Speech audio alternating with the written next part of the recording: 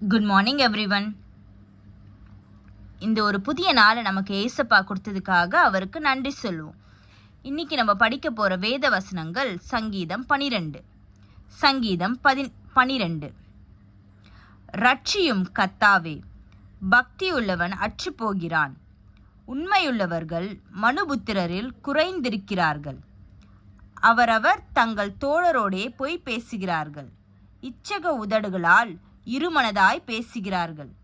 இச்சிகம் பேசுகிற எல்லா உதடுகளையும் பெருமைகளை பேசுகிற நாவையும் கர்த்தர் அறுத்து போடுவார். அவர்கள் எங்கள் நாவுகளால் மேற்கொள்ளுவோம், எங்கள் உதடுகள் எங்களுடையது, யார் எங்களுக்கு ஆண்டவன் என்று சொல்லுகிறார்கள். ஏழைகள் பாழாக்கப்பட்டது நிமித்தம், எளியவர்கள் விடும் பெருமூச்சு நிமித்தமும் நான் இப்பொழுது எழுந்து அவன் மேல் சீறுகிறவர்களுக்கு அவனை காத்து சுகமாயிருக்க பண்ணுவேன் என்று கர்த்தர் சொல்லுகிறார்.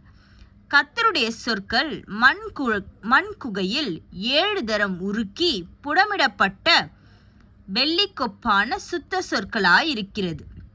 கர்த்தாவே, நீர் அவர்களை காப்பாற்றி அவர்களை என்றைக்கும் இந்த சந்ததிக்கு விலக்கி காத்து கொள்வீர்.